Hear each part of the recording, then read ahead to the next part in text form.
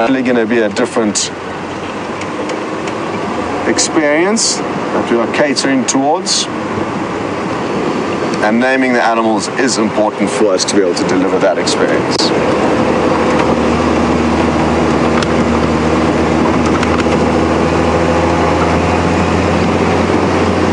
Okie dokes, as Jamie waits patiently in stealth mode, her senses must be heightened, trying to work out where the sneaky unknown male leopard is gone. We're going to send you across to her, so brace yourselves for stealth mode, and I hope you guys get lucky and just get a glimpse of this leopard, another one to add to our list.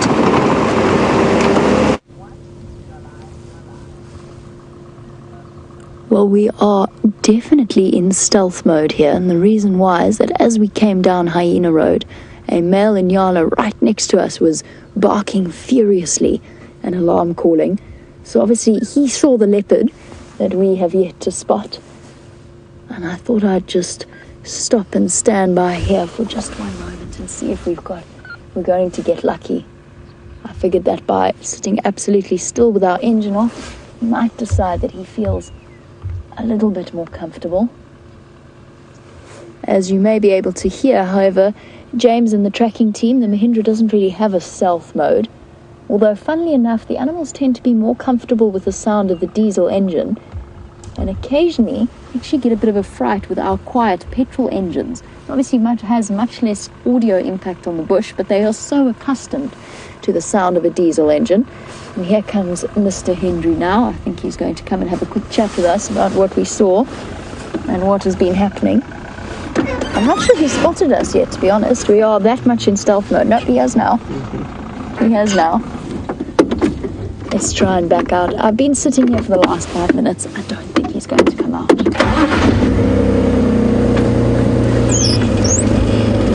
Let's try and sneakily exit here as quietly as possible, which we're going to do highly effectively, including right down to the squeak on the steering wheel.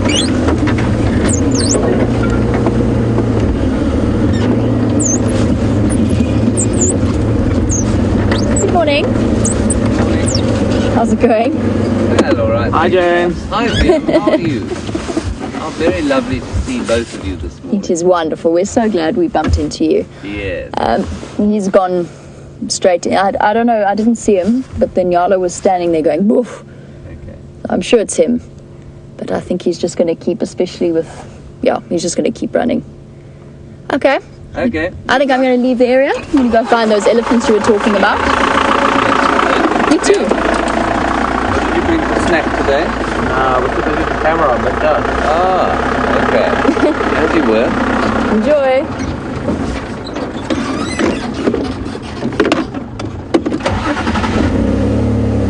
And that, ladies and gentlemen, I think is that.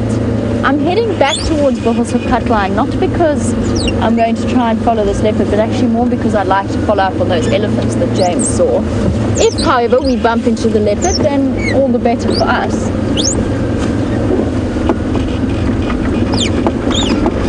Bumpy. Amazing though, one thing I will say, Brent called exactly where that leopard was going to pop out.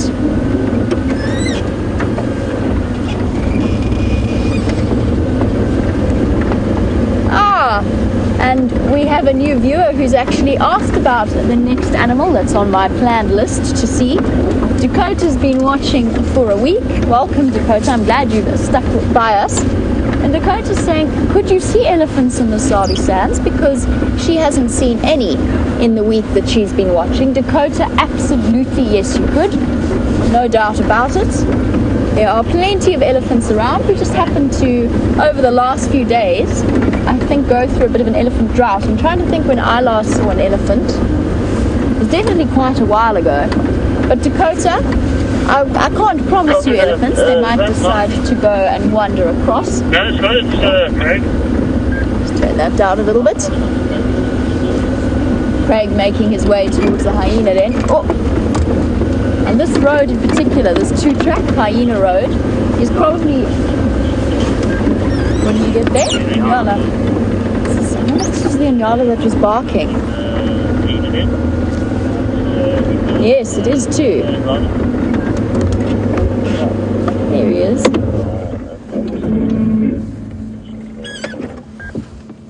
And here we go. I think this is the male Inyala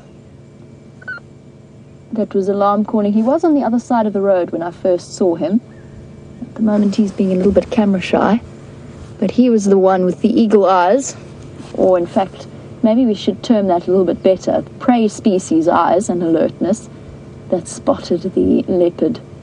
Now, Inyala, like a kudu, has this deep booming bark that they produce in the cavity of their chest, and it sounds a little bit like bah, but much louder. And I'm not going to do it now next to him because I feel as though he's had enough in the way of surprises for the morning. I don't think he needs to have my poor imitation of an alarm call added to it. Right, now we just bumped into James, and there was some apparent speculation in that respect as to who the lovely lady sitting on James's left was. I'm going to tell you, I'm wording this carefully, it is not James's girlfriend, that is Louise. Louise is one of our APs, or our assistant producers, in the same way that Jerry and Leanne both are.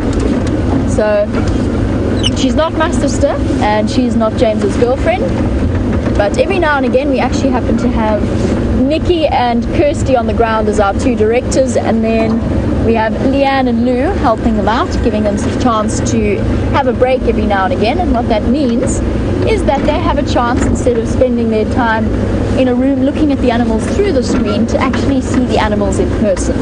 So James is very, very, very good at kindly taking the ladies out to go and track things and find things. I believe last time he took Kirsty out, they found Tingana on foot eating a warthog. So yes. And I believe that the same question came through then with Kirsty being James's girlfriend. No, ladies and gentlemen, ladies in particular, that was not James's girlfriend. And I will say no more upon the subject. We shall let it rest and lie. Right, I've been completely distracted now. What was I doing? Oh yes, I was talking about elephants. And I was talking about the question about whether or not we see elephants from Dakota. I promise you we will try and find you them today. I can't guarantee, given that it is a live safari, there's no such thing as scripting or planning your drive. You've just got to kind of bumble along and go with the flow. And I've found generally the drives that I've tried to plan have gone the worst. And the drives where I've just set out with no particular steps in mind have been the most exciting. Now, I want you to all carry on holding onto your seats and keep your leopard spotting eyes in your heads. Not that I can actually work out in hindsight what that sentence means, because presumably you would... Anyway. So yes, keep those leopard spotting eyes peeled to see if we can find this male. There's still a chance that he might decide to pop out around Buffelshoek Boundary or Buffelshoek Dam.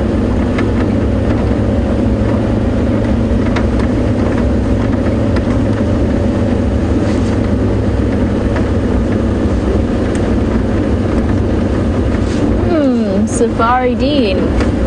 Yeah. Safari Dean, carrying on with our profound and deep questions of the morning. Safari Dean would like to know what our spirit animal is, given that his might be a big cat because he saw the baby kudu, and instead of being filled with thoughts of cuteness and joy, which I have to confess I was, he was thinking about the possibility that it might make a meal for a big cat. So he says possibly his is the big cat spirit animal, one of them presumably. Safari Dean, spirit animals. So difficult. You see, sometimes I think about wild dogs, but I'm not sure if that's a physical or a spiritual bond. They're just, wild dogs and myself are both not largely proportioned animals, let's put it that way. I was not born with the biggest bones or the largest muscles in the world. So in that respect, I feel as though maybe I relate to the wild dogs a little bit better. I also really, really enjoy elephants. In terms of what gives me the greatest and most intense spiritual feeling, if we're going to put it like that, I'd probably be sitting with a herd of elephants. But oh no, you see, it's difficult because spirit animal, whatever your definition may be, is not the same thing as your favorite animal. Wildy, what's your spirit animal? No, shaman yet. Okay, Wildy says he hasn't been to a shaman yet, so he can't answer that until he does. We'll have to. Apparently, Scott has said his spirit animal. I don't know whether I should let him tell you what he thinks his spirit animal is, or whether I should. No, I'm going to keep that as a surprise. You'll just have to remind Scott to tell you what his spirit animal is. I don't want to give it away.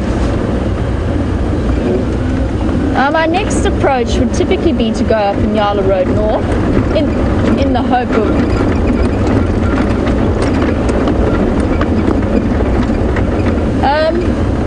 now I know that last time, I'm just rethinking this, sorry. Let me just put some thought into my process.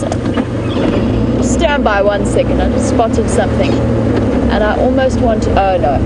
I got overly excited. I thought I was seeing banded mongoose.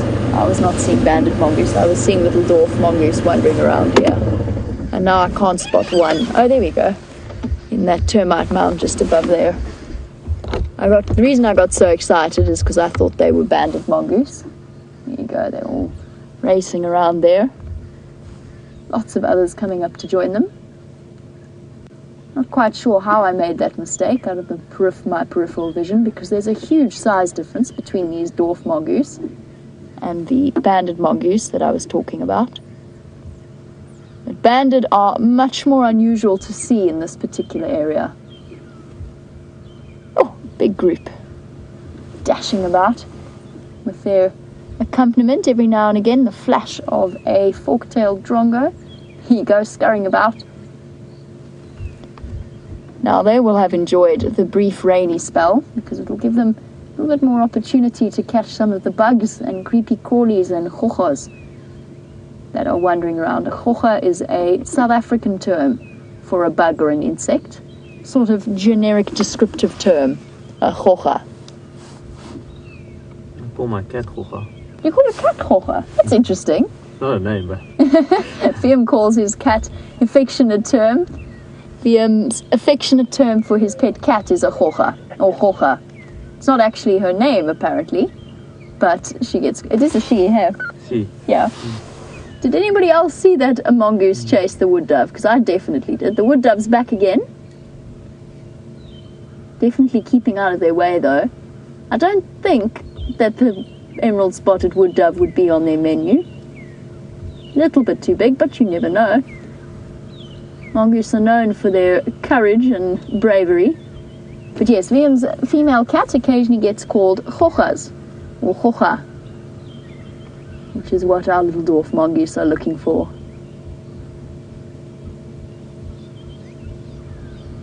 Cool.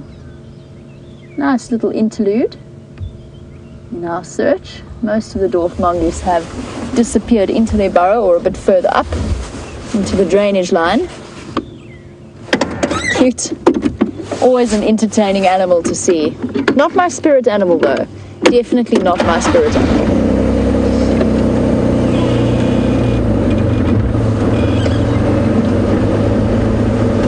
Now that little dwarf mongoose emerald spotted wood dove chase is actually something fairly unusual to see.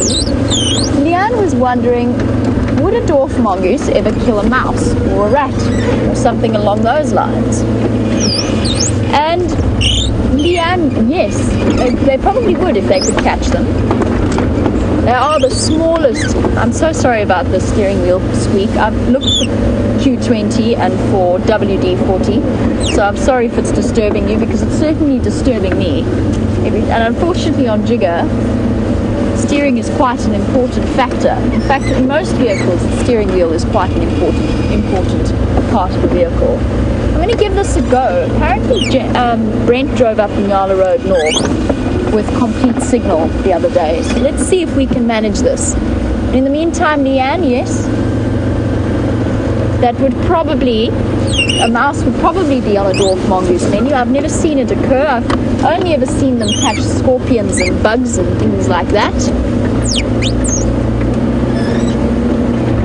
But distinctly possible.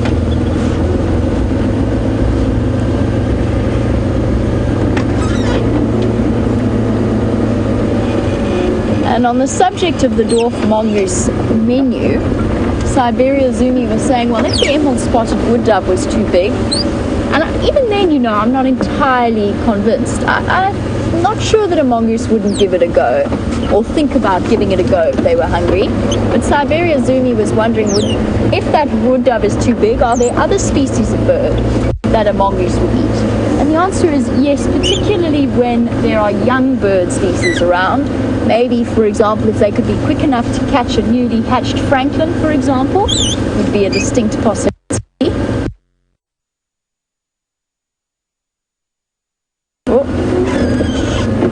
Looks like it's one of the albizia species. Oops, where you reckon, Robert? It's gone the most beautiful, and that branch probably slowly died before collapsing. That's not elephants that have done that. It's split the tree in half. The green part is the one that you can see up above, and then the tremendous red part that has blocked off the road. Hopefully we've just spotted Karma now heading towards... Awesome. Very cool to see, but Not sure. and now a new road is being cleared to make room for that. That's a very difficult tree to clear. Now, as you know, my phenomenal physical strength could be put to use in moving it.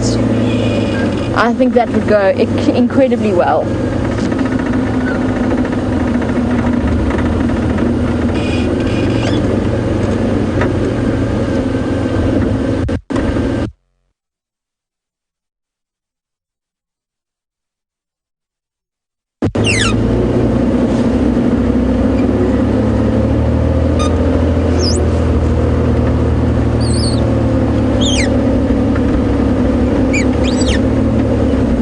Back up, we do apologize. Smiles Farafi has said that the dwarf mongoose is her spirit animal.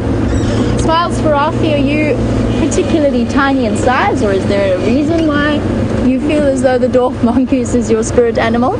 I would love to know. Now I'm going to go through a signal dip. In the meantime, let's find out what Scott's spirit animal might be.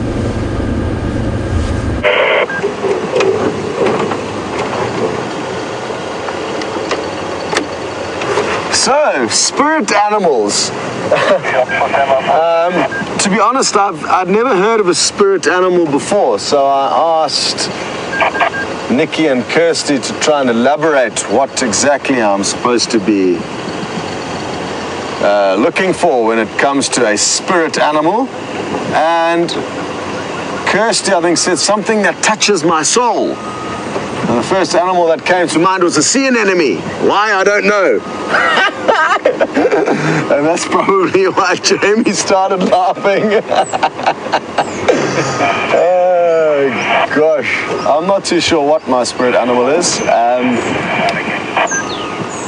But it's a good question. Possibly the rhino, I think. An animal that we don't see here. But yeah, I think possibly the rhino will be my spirit animal for the day. For those of you who know me a little bit better, I tend to chop and change my favorite animal depending on the day and depending on my mood. I haven't been able to commit to any one, and I guess it will be the same for Safari Dean's question about the spirit animal. Sea anemones are very cool animals, though. I mean, them and the little Nemo fish, they've got something going there. Symbiosis, and both fascinating little creatures of the sea. Which brings me to the exciting future prospects of the way this live safari company is going. And who knows, the future may allow for you to be going on some underwater safaris. Wouldn't that be fun? Dive live. So anything is possible, and I'm not a snorkeler. I mean, a scuba diver. I don't have the necessary qualifications, but I've spent quite a lot of time underwater snorkeling, and it really is an incredible world underneath the water. And it'll be a fascinating, fascinating live experience. So that's something to look forward to.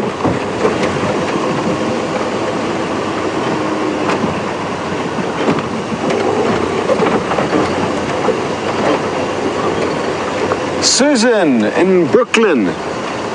From spirit animals to mythical animals. You would like to know if there are any specific mythical beasts of the Sabi Sands. Not that I know of, but there is one traditionally feared mythical beast called the Tokolosh. Tokoloshe. Tokoloshi.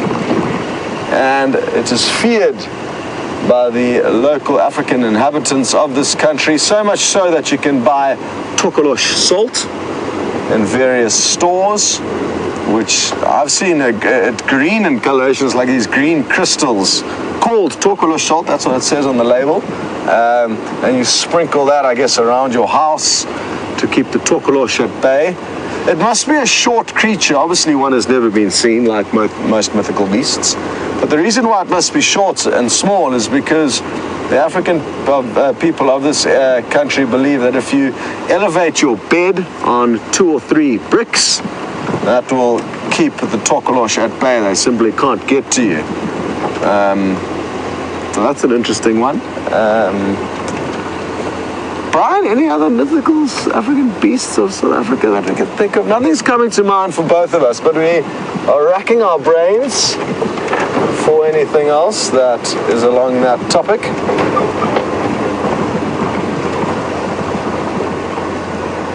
I guess not so much a mythical beast, but a rare animal that does occur, but is very, very seldom captured on film, is that of the black leopard. Not so much in the Sabi Sands, but in an area called the Waterberg, a little bit north of us. Apparently there have been a few confirmed sightings of these melanistic or black leopards there. That would be something that I would love to see, and almost you could say is a mythical beast, because there's been so few sightings of them.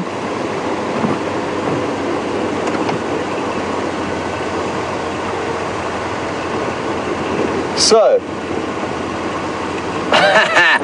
Wildebeest, or aka VM, which is his real name, the cameraman teamed up with Jamie today, said another mythical beast that roams the Sabi Sands is Dark Shadow. He has given her the first name of Dark. We all know her as Shadow, but according to VM, that's her second name. It's her surname, her first name being Dark. Just emphasizing the way she slinks in and out of our view. Ooh. This is looking good. A tawny eagle and a bataleur have just taken off. Great work on camera there, Bebop. I'm just going to creep forward. Oh yes, my favorite. There's a fork-tailed drongo that looks like it's going to give this tawny eagle a hard time. And while you watch that, I'm going to be scanning the ground. There is going to be, have I gone too far? Oh, sorry, Brian. I'm so focused on trying to look for whatever it is that's attracted these leopards, these eagles here. There we go. That's a bit better. It's a pale form tawny eagle. And isn't that a wonderful, wonderful individual? Oh, no. No, this isn't making huge sense. If we look to our right here, Brian, on the ground, sorry, there's some impala walking straight through the scene, but they may not know that there's a predator here. I also saw a vulture further back that took off. Now, it's not uncommon for predators to remain unknown to new prey that could be passing by a given area. There you go, the impala, back to the tawny eagle. Where is the kill? Where is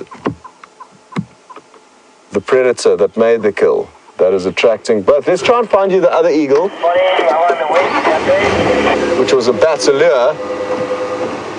And the fact that the two of them, two different species, were sitting right here indicates to me that something fishy is going on. Come on, please, can we be in luck?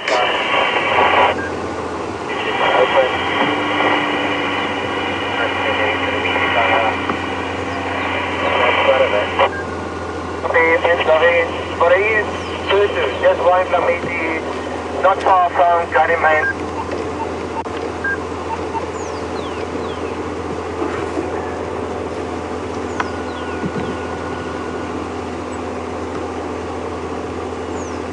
Oh, Brenda and Virginia, you had a request earlier for us to try and find you some wild dog across here on Arathusa.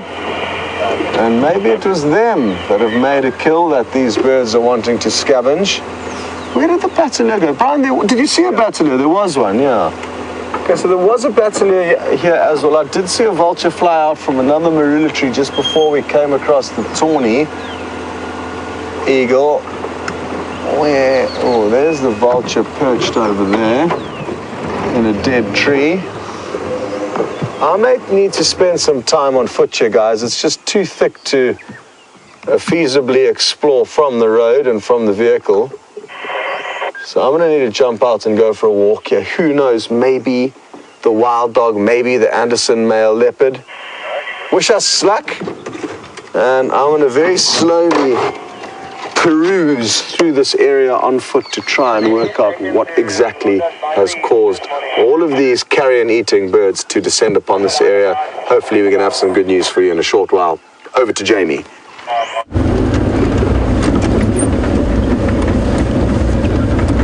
It's something that I thought about doing as well with this skittish leopard, was maybe trying to see if I could take a walk in and find him on foot. And I realized that if he's skittish with vehicles, he's going to be even more skittish with people on foot. And I've actually just decided for now to leave the area completely. Let him relax a bit, let him get used to us bit by bit, gradually over time, if he decides to stay in the area.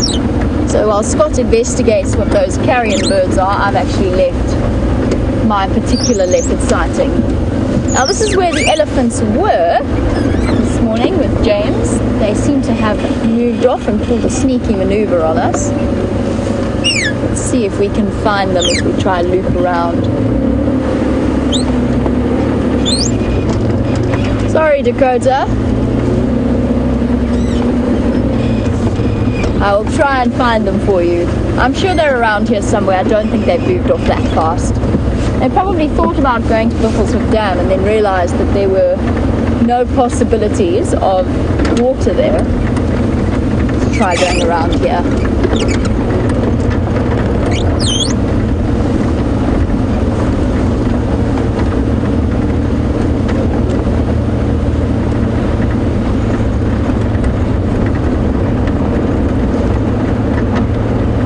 I believe that you were busy discussing mythical creatures with Scott and discussing the various folk tales and laws in Siberia. Zumi has said that she knows that there's a lot of tales around commonly seen animals, or at least animals that actually exist, that have been turned into mythical creatures. And an example that she gave was the brown hyena. Now the thing that makes the brown hyena so perfect for that particular role of playing the mystic animal is first of all, their shyness. Just checking tracks here, sorry. First of all, their incredible shyness when it comes to moving about, particularly they're not nearly as bold as their spotted cousins. Their shape and the shagginess of them, that gives them an almost werewolf type look. And then the sounds that they make. Now, I know that, hair blowing in my face, I know that there's only been one brown hyena seen on a live drive with Peter Pretorius, so I'm going to assume that most of you have not had the opportunity to hear what a brown hyena sounds like. It makes the most unearthly, eerie sound. It's like people talking far away but close. I can't quite describe it. It's got a very human sound to it. It's not like the hyenas cackling, the spotted hyenas cackling laugh, although that in itself has a tremendous impact on people. But the brown hyena sound is like nothing I've ever heard before. I'll try and find a copy of it and play it for you on this afternoon's Sunset Safari. It's a really, really curious sound, and they usually only vocalize in places where they feel absolutely comfortable in doing so. And I think that might be one of the things that led to the mythical creature story. Now, funnily enough, the first thing that came to my mind, and I don't know whether it's some kind of traumatizing memory from when I was at university in the UK, But when Scott mentioned mythical creatures, all I could think of was there was a song done by a group called Spitting Image, which dealt with hand puppets in the sort of 60s, 70s, and did a lot of political statements. And one of their songs was I've Never Met a Nice South African, and basically portrayed all of these mythical creatures that the singer had seen, but never meeting a nice South African. And that was something, while I lived in the UK, that was played to me pretty much on a, if not a weekly, not a daily basis, then definitely a weekly basis. But I have to say that nice South Africans, a hugely unfair reputation that comes from a darker time in our political history. Things are very different now, and there are lots of nice South Africans. Liam's a nice South African. Here's our usual bachelor herd of waterbuck. And I'm taking this opportunity to just sit and listen to see if I can hear any elephants.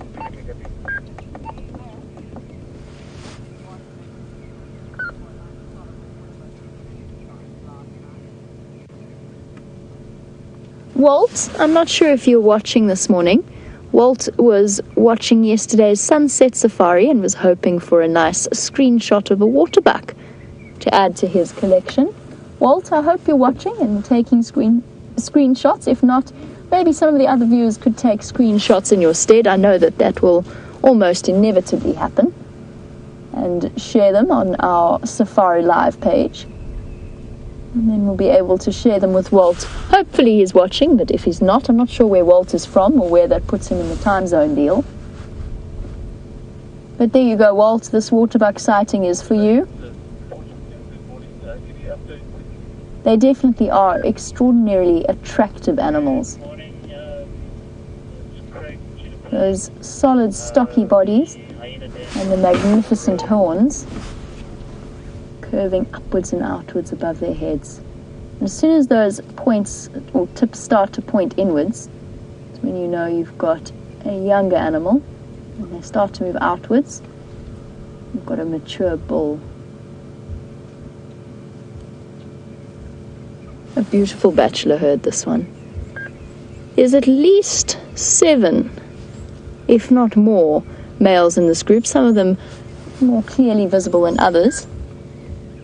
Yes, well, Walt, let us know if you're watching. Otherwise, what I'm going to try and do is get another clear position so that some of the other viewers can take screenshots for you. Although I imagine, I'm not sure, apparently Walt was watching earlier. I imagine that it's sort of, there must be the satisfaction of taking your own screenshots, just like taking your own photographs. Oh, you were posing so nicely. Please do that head position again. He gave us a real model-like pose there as I drew up. Head tilted to the side. I'm not sure how, with a sort of wistful expression. Modeling those horns beautifully for us. Except now that he's wandered behind the raisin bushes.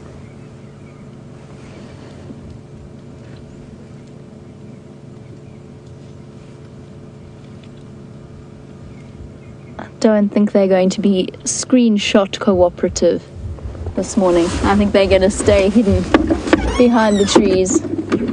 Sorry, Walt. We'll have to keep trying. Hopefully we'll catch a waterbuck when you are watching. And for all the others who are big fans of waterbuck as well. I can completely understand. They're very striking animals. The nice thing, of course, about this time of year is also we've been seeing so many different baby species of antelope, between the baby waterbuck in particular that I was thinking of, and the one that James had while I was on leave looked like the most incredible sighting. And in that brief but lovely baby kudu sighting that we had this morning, there's more and more of them wandering around on wobbly legs.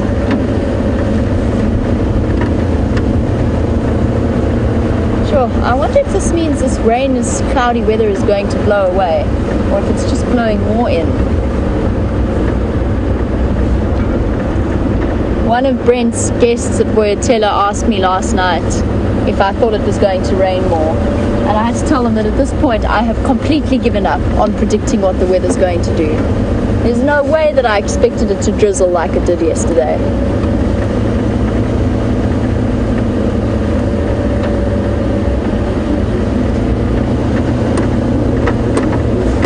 Now my plan is to loop around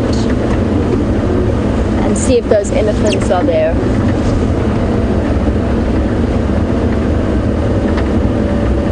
I'm completely on the same page. So Smiles for Rafi, I asked earlier, we were talking about spirit animals, and Smiles for Rafi said that hers would have been a dwarf mongoose, like the ones we were looking at. And I asked for an explanation.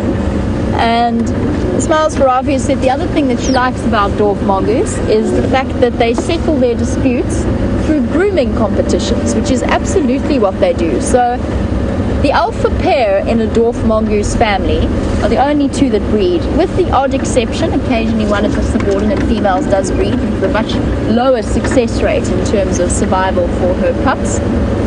But when it comes time to determine status and rank within the mongoose family, they settle it by having a serious grooming competition until both individuals involved in this skirmish or dispute are coated in saliva and one simply cannot continue on any further. And that is the way that they solve their fights. It's wonderful the way that you can actually almost compare them to wild dogs. Dwarf mongoose can always be compared to wild dogs. They both have that alpha breeding pair, and they both show very low levels of aggression within the group, that's within their social structure. So just it's the human equivalent, or it's the dwarf mongoose equivalent of hugging it out.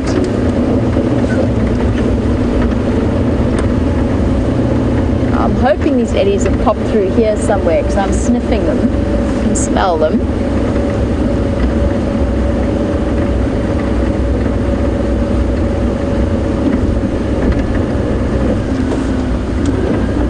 We spoke about the smallest, or the dwarf mongoose being the smallest predator of Djuma and the Sabi Sands.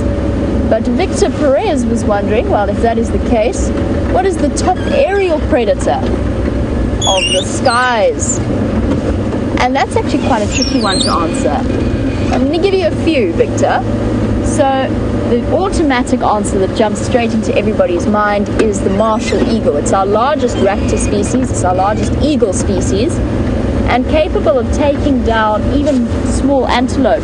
Young impalas, steenbok get regularly taken by something like a martial eagle. And then just below that in terms of status, but not common in this area, in fact pretty much hardly ever seen in this area, would be a black eagle or a Burroughs eagle, which is second in size but a completely different hunting technique. The reason I said I was going to give you a couple of examples is because raptors are so specialized in hunting different prey species. So the incredible rapid movement of a peregrine falcon, the fastest flight in terms of measuring at a dive, the fastest flight of any bird, would be top of the bird species in terms of being able to catch something fast moving. Then you've got the snake eagles, or something like a secretary bird that is far more specialized than a martial eagle would be in catching snakes. So it's just a matter of what exactly that particular bird species is specialized to do. Come on, elephants. Really hoping that they're still in this block somewhere. I haven't seen I saw their tracks coming in here. I didn't see them coming out. I'm keeping my fingers crossed they're going to be here somewhere. For Dakota, and for myself actually. I haven't seen elephants in a long time. In terms of raptor species, and then of course there's the scavengers. And once you get to the scavenging species, the vulture species, then you've got a completely different hierarchy altogether. Something like a lapid-faced vulture, which is one of the largest vulture species in the world, has got that immensely powerful thick beak or bill, and is capable of tearing open carcasses and also capable of scaring away other bird species that might be in the area.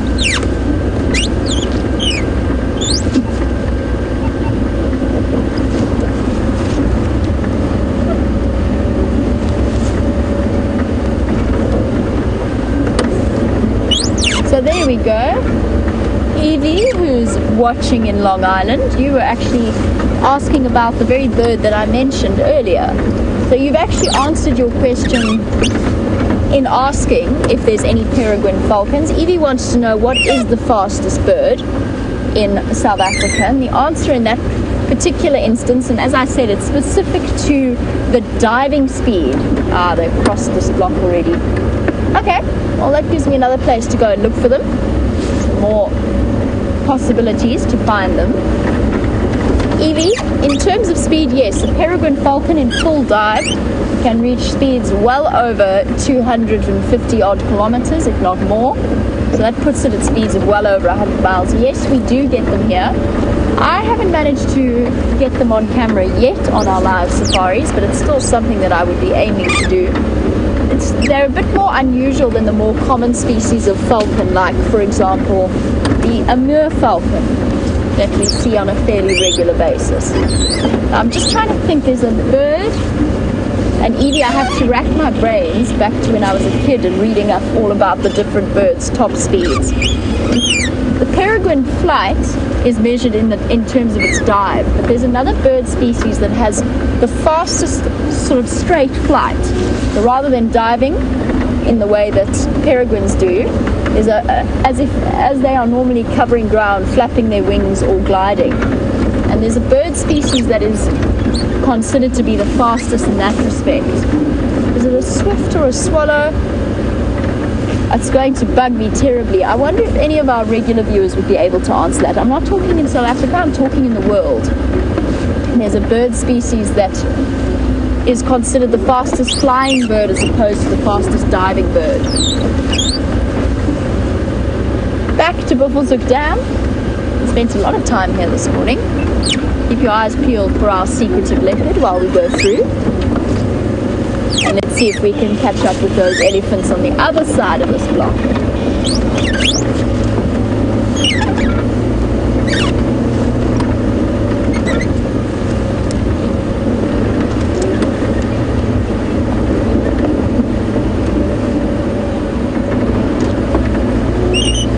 Baba in New York, he wants an answer to his son's question. His son Gary and his friend JB are doing a project on birds, and they want to know if there are any robin species in South Africa. And I'm actually going to stop and I'm going to show you some pictures, because yes, there are indeed robins in here. Now, our most vocal and wonderful birds that we often hear chirping away in the bushes are the robin species. They have a wonderful song, so just bear with me 1 second. Keep your eyes peeled for the leopard. You never know, we might get lucky, he might wander across in front of us while I find you some pictures of different robin species.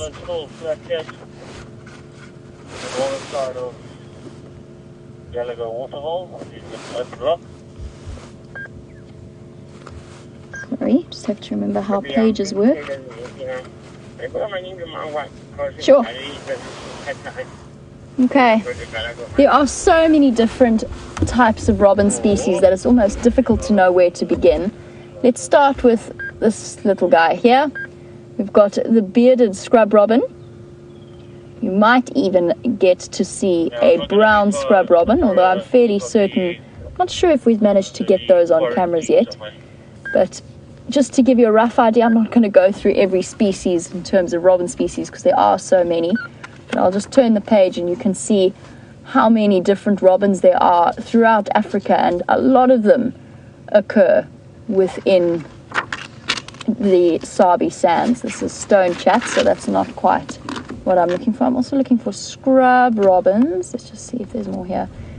There's some forest robins for you. There are so many different species of robins, and these are the ones that are so incredibly vocal. This one you might get to see, the red-capped robin chat. We're right on the fringes of its territory.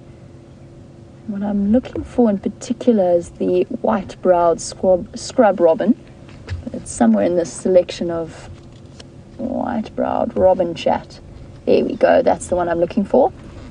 Beautiful, vocal little bird. Makes the most wonderful sounds in the bushes, but you hardly ever see them. It's far more common to hear them than it is to see them. But I know that I'm not sure exactly where you are in terms of where the viewer's from, where that question came from. But I know that in the UK in particular, the robins are famed for their beautiful little songs and those wonderful red breast colours that they have on them. So just taking the opportunity to listen for these elephants. They're somewhere here. Now the question came from New York. I'm less familiar with the American birds than I am with the European birds, obviously having spent more time in Europe. But I know that there are robins in America as well. There must be lots of, presumably there are as many different species as we have different species here. I'll have to rely upon the viewers to educate me about the different robin species of America.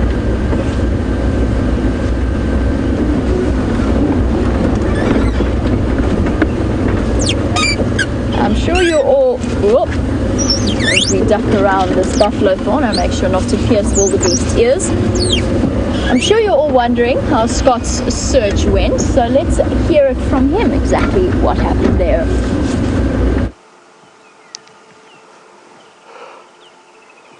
Well, not the predators we were hoping on finding, but still a majestic antelope, the kudu. And that's a great example of how well their vertical white stripes help their bodies to blend in to the typically thick environment that they move through, feeding on leaves. Although during the drought, they may find themselves feeding on grass, which it looks like that one may be doing, unless it's just feeding on a very small leafy shrub that's low to the ground. But basically, those vertical white stripes help chop their body up into puzzle pieces, helping them dissolve in thick bush. Also a couple of impalas there following behind, safety in numbers. And then a nest of a bird right at the top of this knobthorn tree straight in front of us. You may see the silhouette of the vulture as Brian just levels out the camera. There we go.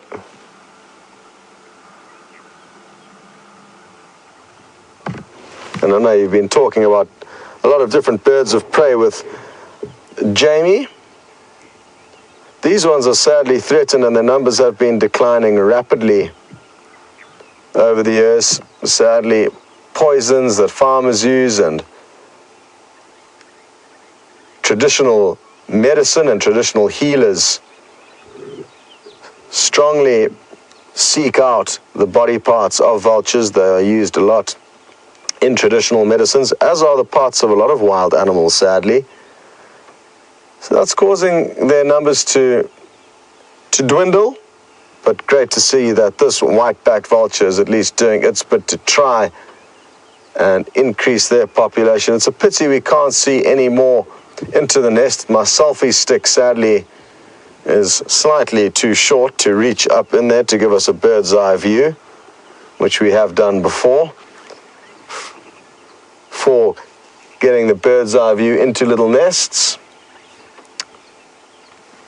Now, we walked around the area where I was hoping to find a predator with a kill because of the fact that there was a tawny eagle, a batelier eagle, and a vulture all in that area, but came up with absolutely nothing. There was impala that we saw. They continued to feed through that area unperturbed. There was even a wildebeest that came through unperturbed. So maybe it was merely a false alarm.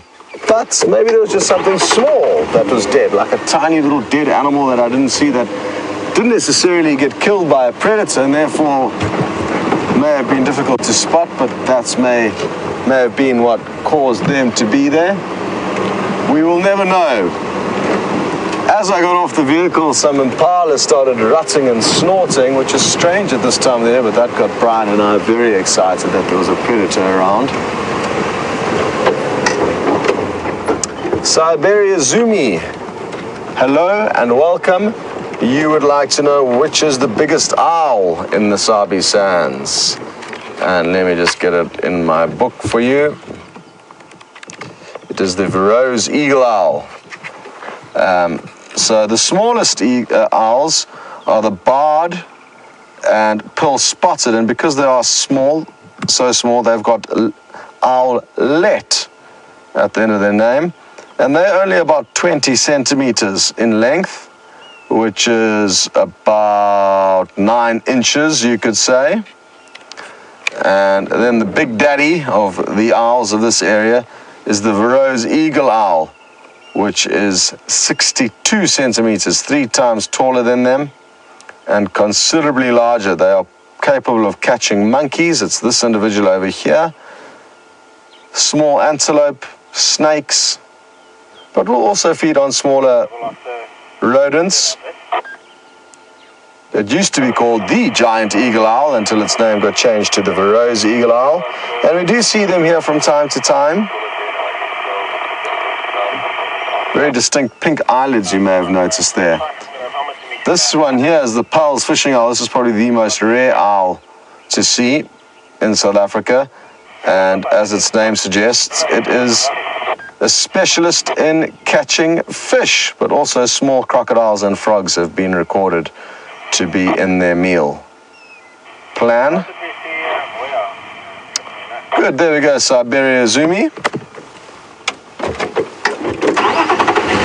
The sun's beginning to try and poke through the clouds. I mean, it's not even nearly there, but just give you a quick update as to what's going on. You can see it's making an effort to bust through. Maybe this afternoon we'll have blue skies.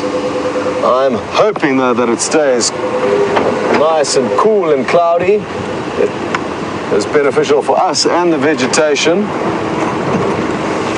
The less heat, the less evapotranspiration that occurs.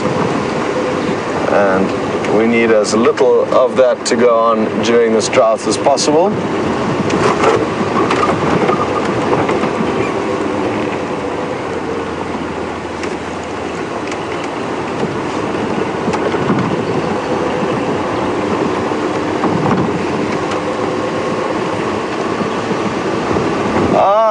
Brandon in Ohio, you would like to know if any African wildcats occur here in the Sabi Sands. Technically they do, but I've never seen one, and I've been driving around here for close on 4.5 years now. So, and not just me, I've had very few colleagues to have ever seen one, if any, that I can think of. Caracal and serval, though, yes, they do occur here, not in huge quantities, but they have been seen.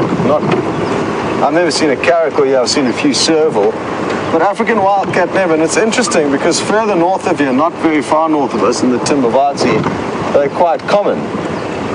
And for those of you who don't know what an African wildcat is, it's basically looks like a domestic cat. It's got quite kind of a lot of stripes, but it's the size of a domestic cat, essentially. And I'm sure a lot of you know how domestic cats work. Some take on the appearance of quite a wild-looking creature, and that's essentially what the African wildcat looks like. I can do better than verbally trying to explain what they look like by finding you one. So let's rather do that quickly. All right. There we go. So, there we go. That's an African wildcat. If you saw that in your neighbor's house, you wouldn't think it is necessarily an African wildcat. You may just think it's a variation of the many domestic house cats you get around the world. Good.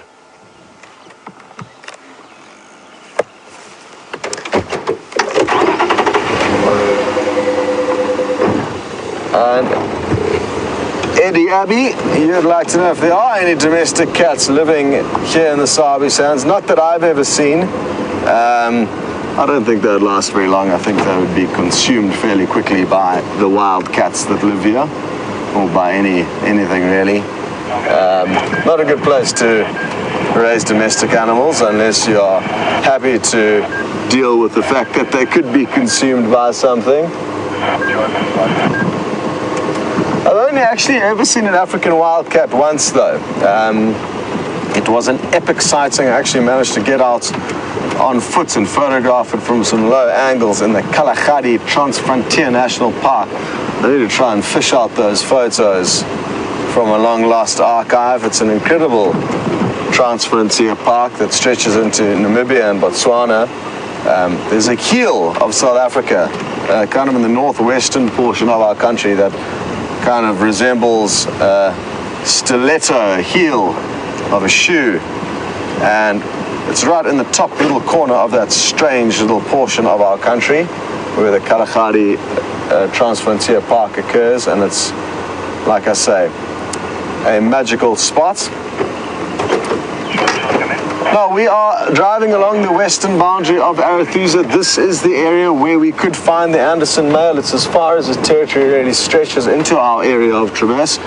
So wish us luck, and while we continue here, you guys are going to go off and find some views of one of Africa's largest mammals. Enjoy.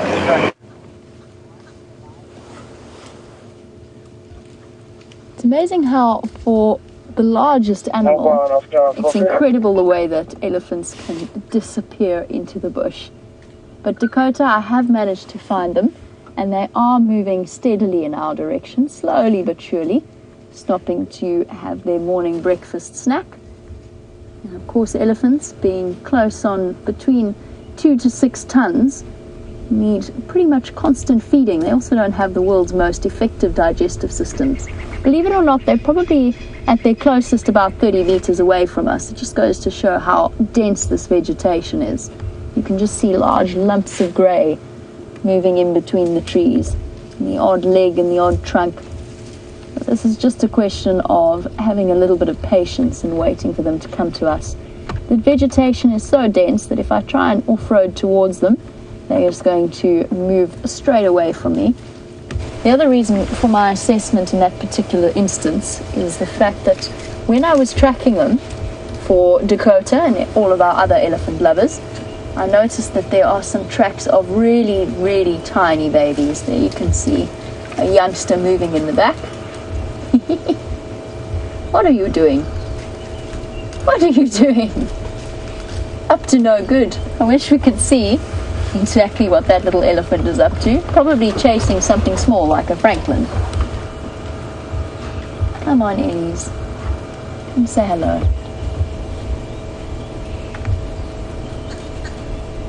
Now it's just a question of waiting for them to come to us.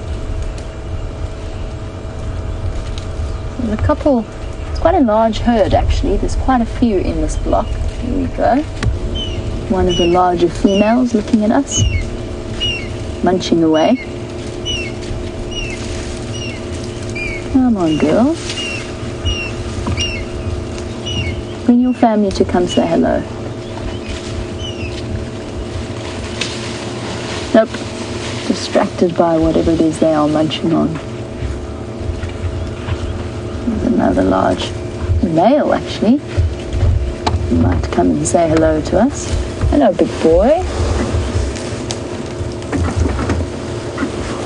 Nope, he's going to hide there. I'm going to move forward a little bit. We should be able to see a nice clear view of this bull.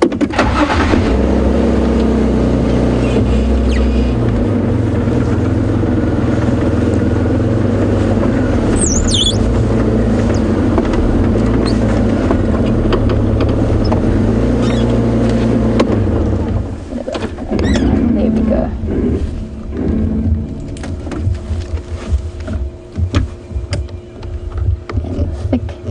Tusks of a male elephant. One of those tricky animals to tell the difference of. It's been a bit of a theme for us this morning about males and females. Elephants are one of the more difficult of the animal species, particularly when it concerns a young male or a young female, because elephants' testicles, for an animal that size, cannot be contained outside of their body. They have to be internal. So an elephant's testicles sit up around its kidneys. He is using his trunk to get to some nice perennial plants hidden in the shade of that tree. But this gentleman has nice, thick, broad tusks and a rounded forehead compared to the sharper profile of a female. And when you get to see a nice view of a female, I'll show you what I mean. But have a look at the way that his forehead curves nicely in an almost concave shape.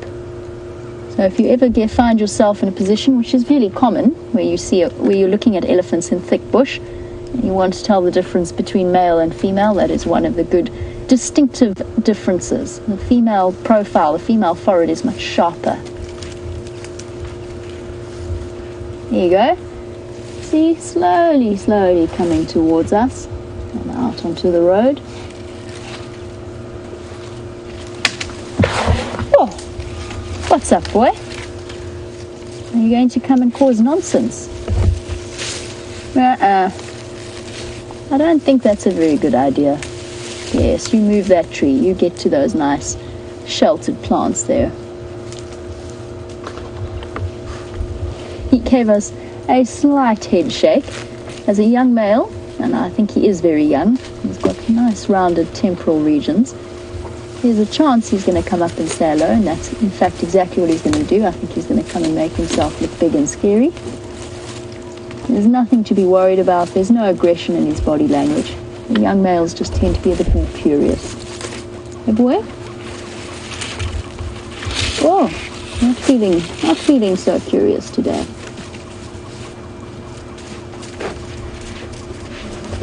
Very important to respect the body language and what the elephants are telling you in terms of their response to you. I'm going to move forward and turn around because they've decided to all cross behind me. Let's see if he's going to let me do that. He stopped right behind me. Sorry, boy. Do you mind if I just turn around?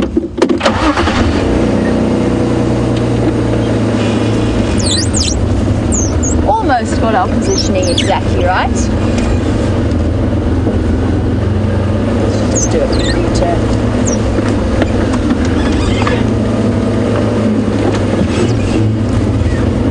I'm very glad that we managed to find these elephants for you before the end of our sunrise safari.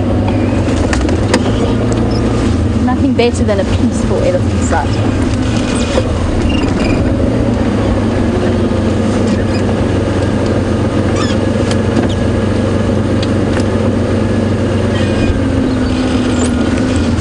Totally agree. Back to Safari Dean's original conversation. I completely agree with Safari Dean, sorry boy, about the fact that he says elephants are his Zen spirit animal. I think most of us feel exactly the same way, Safari Dean. There is something very peaceful about an elephant sighting. The amount of wisdom and the thoughts that they have, there's so much going on in those brown eyes in terms of thought process and analyzing and weighing up the situation.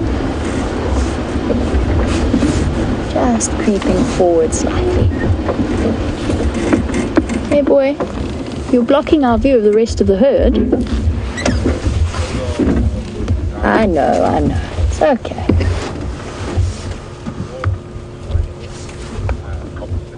A relaxed elephant sighting to me is probably one of the most peaceful experiences that the bush has to offer.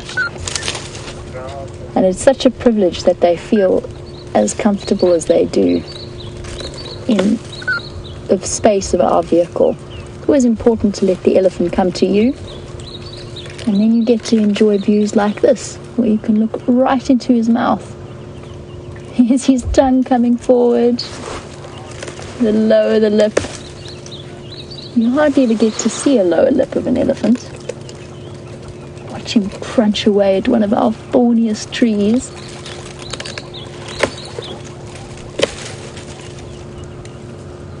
Isn't that nice, boy? Some fresh buffalo thorn. I might be imagining it, but it almost seemed as though he was really enjoying that particular mouthful. He's a young bull. He's only just sort of about 15 to maybe coming up to 20, but I think it's even younger than that. He's going to be a big gentleman when he's older. And he's right on the boundary of his herd at that age where it's going to be time for him to leave and move off on his own. Look at those thick tusks. I think when he grows older, he's going to have a very impressive set of ivory. And those tusks, of course, being, oh, look at that eye. But yes, those tusks being modified incisor teeth. They are essentially just teeth, But such a wonderful, interesting modification that the elephant has. That combined with that dexterous, versatile trunk. And then using them in combination. You can even see the groove on that tusk on the left of your screen from where he's pulled and broken. Here he's going to do it again. Using it to snap the branches that he's feeding on. That concertina-like trunk working in perfect unison. Thank you, gorgeous. You are very handsome with your lovely long eyelashes.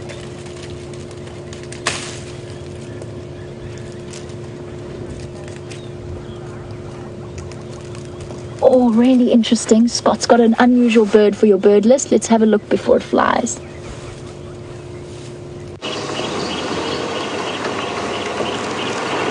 We've just spotted a female black cuckoo shrike. It's a rare bird, and that's why I'm desperate for you guys to try and get a view of it to add to your bird lists. Where have you gone? Let's keep creeping along here. Sounds like you're having a great time inside the mouth of an elephant bull. We've just passed the Arathusa waterhole, nothing to really see. There was a fish eagle that kept dodging us. We tried to get you some views of it, but it wasn't interested. Okay, I think the cuckoo shrike has evaded us, but what I will do is just show you a quick picture in the book. And what's interesting is that we had the female. We had this individual over here, whereas the male looks completely different. Black with that little yellow shoulder part. Then you also get this slight variation of the black cuckoo shrike. Next time we will get it, and maybe we'll spend a bit longer here in this area and see if we can't whistle it out. Anyway, you guys are going to head back to the elephant now. Enjoy. One of those joys of live wildlife filming is you never know if the animal's going to stick around or not. Oh, what have you got there, mister? This young elephant standing guard with his stick.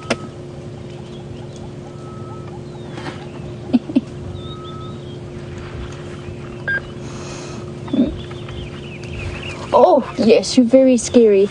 I'm very intimidated. Little male. I love it when calves are at this age. They're starting to experiment with their boundaries and with our boundaries. So those ears out is to show just how big and scary they really are. Yes. Until they realize that mom has moved away. At which point it's time to move off. Take my stick and go. Look at that indecision.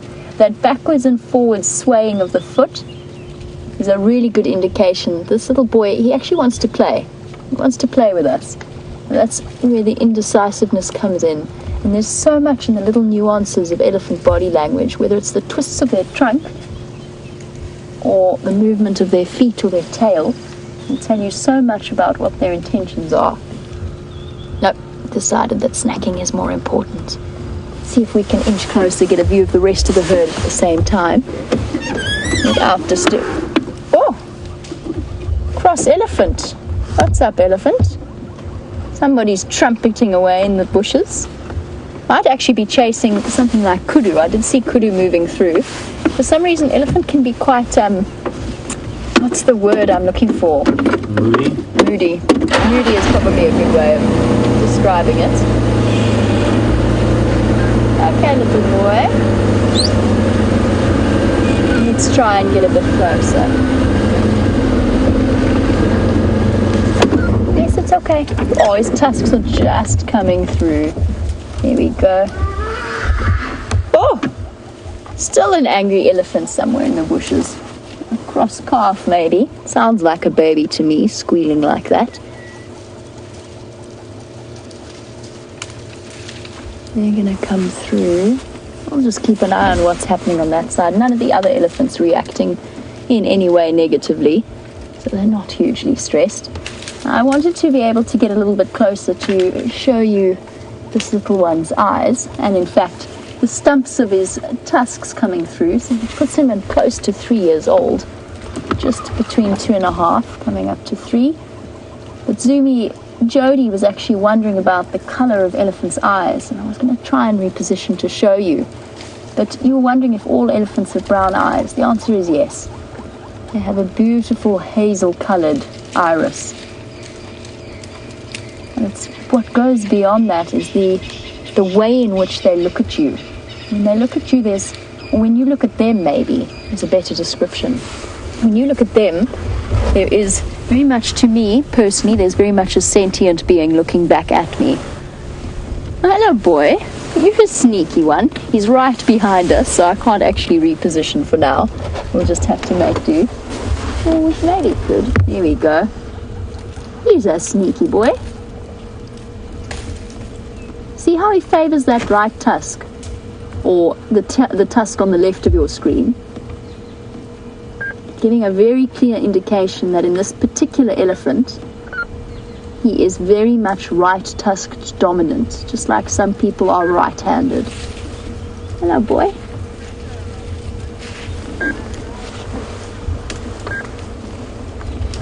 They are such wonderful animals. Patricia Robinson was enjoying the close-up of that elephant bull's mouth that we heard earlier. We saw earlier. And was saying that she loves the chin whiskers on the elephant. I completely agree. I think it's a hugely attractive feature of theirs, their little beards. And of course, so important in terms of their sensory input. They have a blind spot directly in front of their face and around their chin. So they can't see. Everything that they do is based on feel. That's why little one is being so brave. Sorry, Patricia, I'll be with you in a moment. That's why little one was being so brave. Mommy was just behind the trees.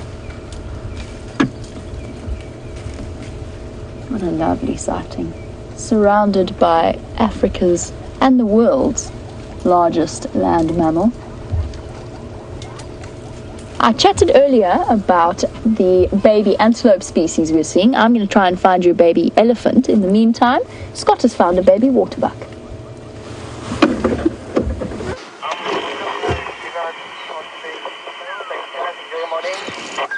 Now, you can see the mother. She's facing us. The baby is directly behind the green bush that's in front of the mother. You can very faintly make it out. There we go. The grey go-away bird calling behind us. And I'm hoping what's going to happen is this little young waterbuck is going to start missing mommy and come running back into the open clearing where we can see it. Here it comes. It is so cute. Let me see if I can't roll back a bit. Here we go. Oh, not too much. Look at how tiny it is. It's got a tiny little ring on its bottom. And it's a little bit shaky on its legs, it looks like. Who knows when it was born, but it is absolutely minute. So I'm going to try and move forward a bit. Oh no. Just trotted off a few steps there. It's going quite far away from its mother, surprisingly. Its mother's kind of looking at it in a fairly concerned nature, but it's being inquisitive, as most young animals are, discovering the weird and wonderful things that it is going to become acquainted to. But it doesn't seem too interested in becoming acquainted with the camera.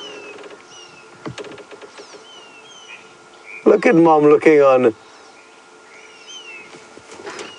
very caringly and almost cautiously, wondering, is it straying a little bit too far?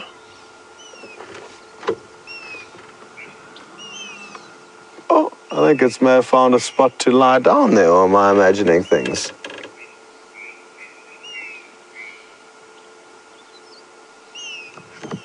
What are you doing?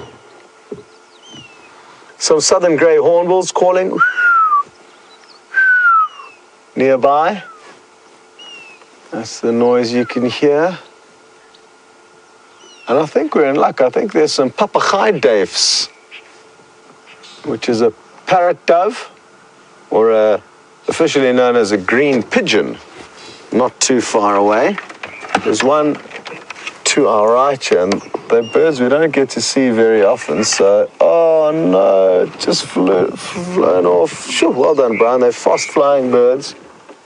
There's some go-away birds up in this tree that Brian's zooming into now, I think, or am I dreaming? Are these two starlings or are these go-away birds? No, they are.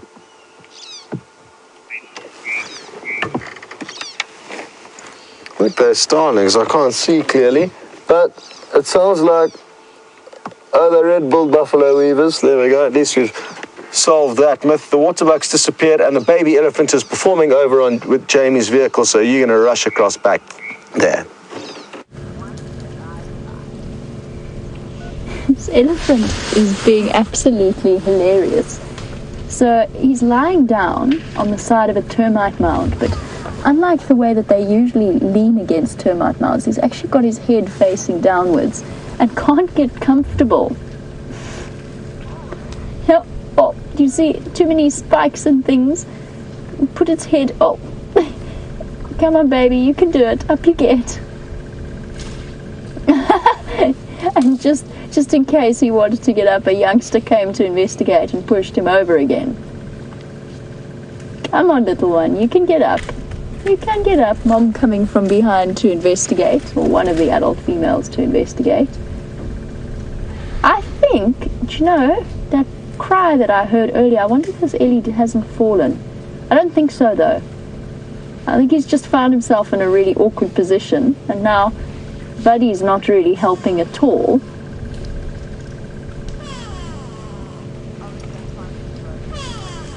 Now, I know it's not the best view. Look at this. Look at this. Pushing the youngster out of the way. This is fascinating. This is our best view for now. Oh, almost. Hold on a sec. I'm going to try and move forward. I'm actually almost a bit concerned that this elephant is stuck. But I think he's managed. Yep, there we go. Up you get. Oh no, they're all lying down now. What on earth is going on? There we go. Almost. Bottom up. Come on. You can do it. Okay, no concern needed. Just an elephant that got stuck. Oh, you silly creature. You move forward because now that female that climbed on top of them, or the older elephant that climbed on top of them, is now also lying down. Now the one is climbing on top of the other. This is one giant game that the youngsters are engaging in. I had a brief moment of concern, but they're now climbing on top of each other. Let's see. I had an elephant in front of me earlier. Let's see how's that, will be. A little bit more. Get past it. Get past the tree. Let's go here. A little bit backwards. Perfect. I can't actually go any further. This has been probably one of the most entertaining elephant sightings I've ever had in my life. And now? Well, we're all playing up this morning. This elephant just knelt on the ground in front of me. It's chaos here at the elephant herd, family. Yes, little boy. You are very scary. This has been incredible. Oh, there's too much going on now because now the other elephant is climbing on top of where the elephants are lying down in one massive pachyderm pile. I don't know where to look.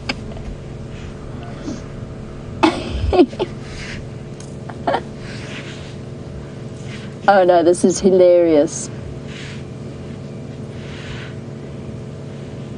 Oh, cute. I can almost guarantee, now looking at them like this, there we go, I've found a comfortable spot. I'm going to lie on you. This is 3 young males. And it just goes to show how incredibly tight those bonds are in a herd. What's gotten into you lot? Have you been eating funny mushrooms or something? All the elephants behaving very strangely. A trio of pachyderms in a pile. Now here he goes again, look, Wildy. Here he goes again.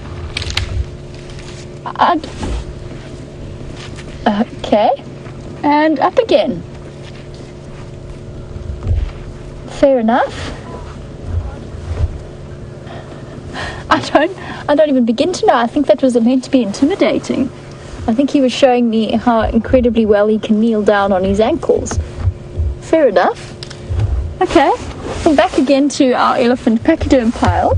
Maybe they escaped from the circus. No, that's what they seem to be. VM says he thinks they've escaped from a circus. They are certainly putting on an incredible act for us this morning. Dakota, I really hope you're still watching. I really, really do. Because this has definitely been, hands down, one of the most entertaining elephant sightings I have ever had in my life.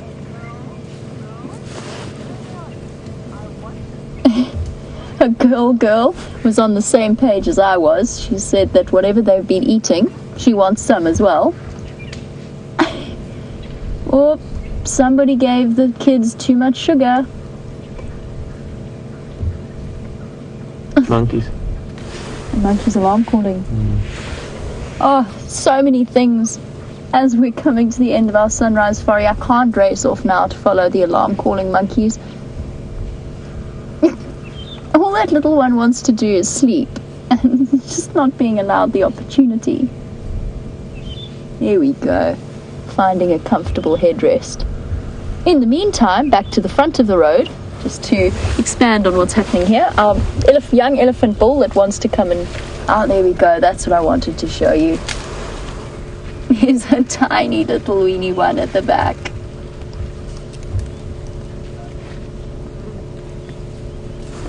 Could well be the one that screamed like that.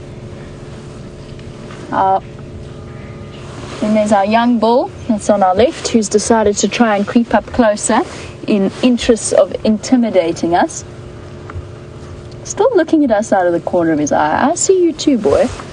And then our tumbling pachyderms on a termite mound.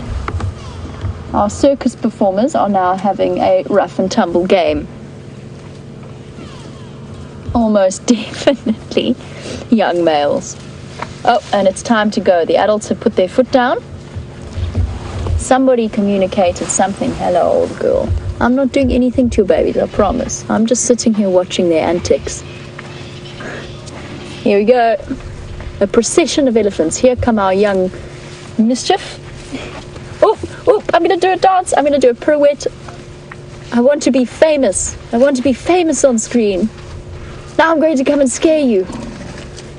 Yes, very scary. Head out, head up, ears out, trunk up. Very intimidating. Come on, do another dance for us. Whoop, backing up. Backing up.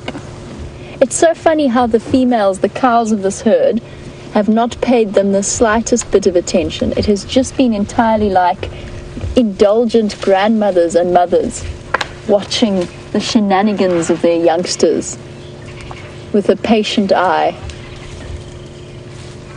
Here comes a fighting group. Oh, no, they've just stopped. Some older bulls having a bit of a disagreement. Mike Costa is a little bit concerned about our safety. Mike, I promise you we're not in a dangerous situation. They are perfectly relaxed. The best way to judge an elephant herd mood is to look at the females. The females couldn't give a jot that we are sitting in the middle of their herd. They've just concentrated on feeding and leaving the games and the goings-on to the youngsters, and that's all that's happening here. They're just playing. That's all that they've been doing. So sitting in the middle of an elephant herd, they came to us. They slowly moved around us. Oh, every now and again there's a bit of a burp from one of the elephants. This has been phenomenal. What an incredible elephant sighting. I'm glad that we stayed to see it to its conclusion. Dakota, I hope that you enjoyed that. It was definitely one of my best ones. Right, guys, we're coming to the end of our sunrise safari, and it seems as though our action is winding down in completion. So thank you all for joining us. We do apologize. Our dam cam isn't working. We are going to be up and running as soon as we possibly can. Our tech guys are working on it. Thank you, VM, the wildebeest, for his wonderful camera work. And I'm going to say thank you on behalf of Scott and Dave as well. Have a wonderful day wherever you are in the world. I hope that you've enjoyed it. And we will catch up with you this afternoon for the sunset safari. Cheers, guys, and thanks for joining us.